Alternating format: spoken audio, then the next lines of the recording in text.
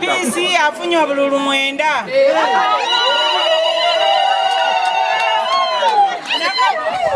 Afunye obululu 17. Reka tukunde muyimirire. Reka tukunde. Abimba bulumule. Reka tugenda mule. Kozese.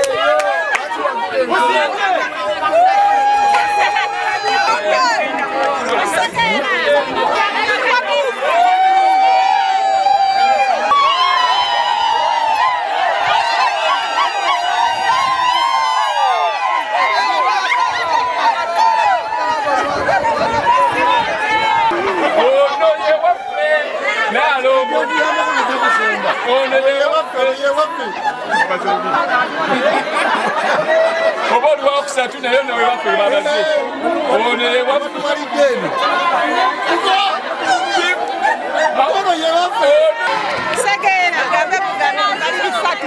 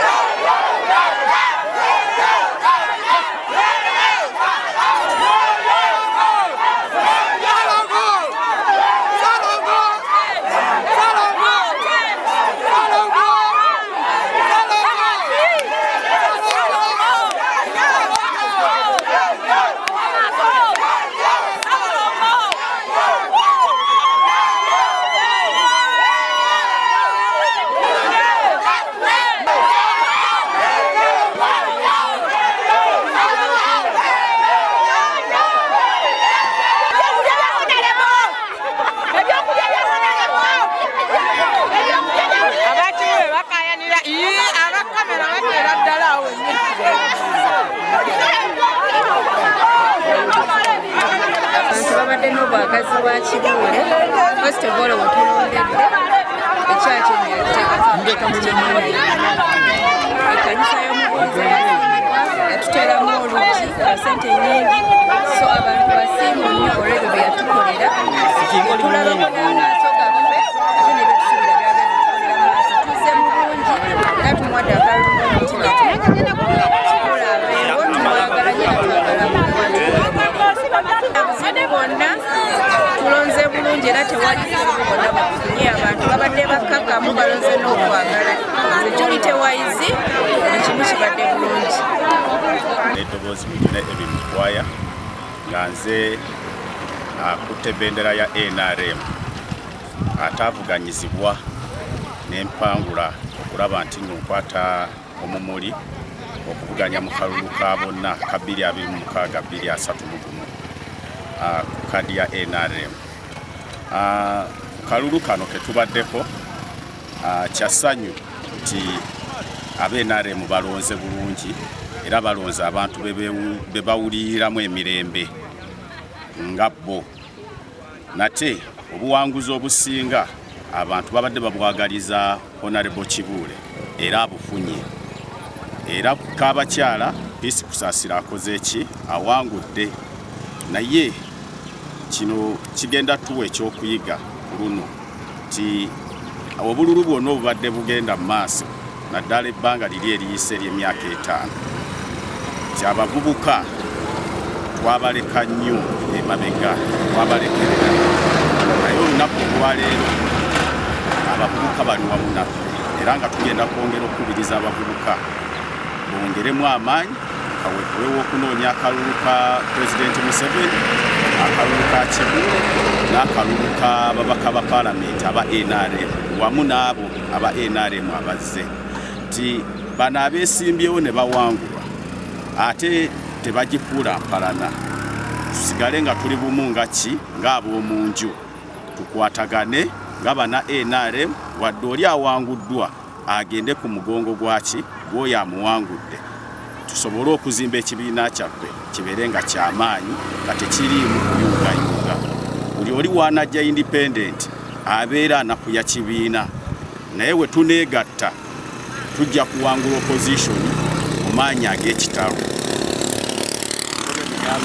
saba Mukama Katonda akuume NRM akuume Pulezidenti Museveni ate akuumire Kibuule ku mutima tune emigenda tubasaba nabo batwegatteko balonde Kibuule okiwulira nga wagenze bakirize bw'akalulu kabadde ka weerufu Nasuna Janat Wagwire nga nze chairperson gwe balonde bulijjo okufeffekta akalulu ka Kibuule nga yayimiriddewo ku flaga eya NRM. Ndi wano n'akakiiko kange tukoze omulimu munene tutambudde nga tufeffetera Honorable akalulu era tetumuswazizza n'abamemba n'abekyalo bonna tebaswazizza basobodde okujja ne batuwagira so nebaza abekyalo mwenna nebaza mwebale butetuswaza naffe tufunye amaanyi era tubakakasa Kibuule wammwe Kibuule oya Kaluba ye waffe byatukoleddeko yebingi ate nga tukyetaaga ebirala twetaaga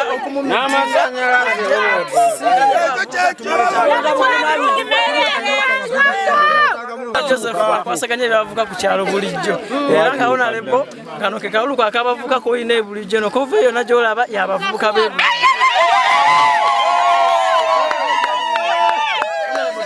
eno tiimu teyeetiirira eno tiimu twasalawo fonna Honorable Kuneza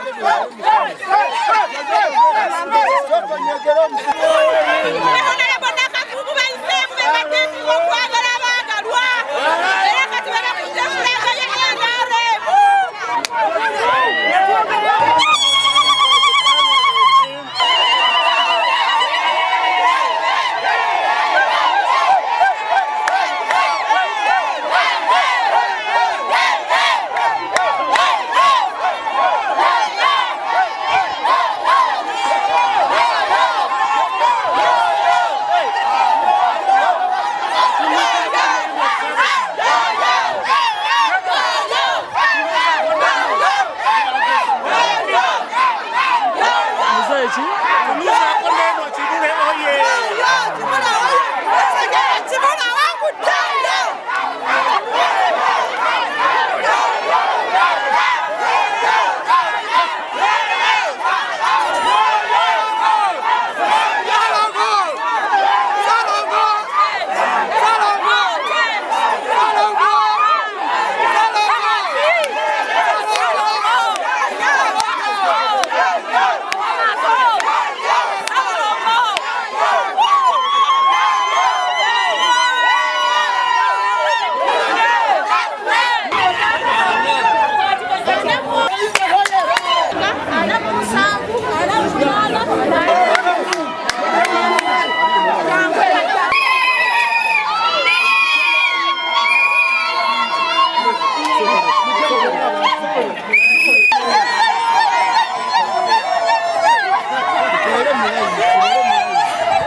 Agisala naye nga nze maama Siiri w'omuluka kyeyapasoni w'omuluka guno bulijjo era ntambuddeko mu LC tulina LC 11 omuluka bulijjo naye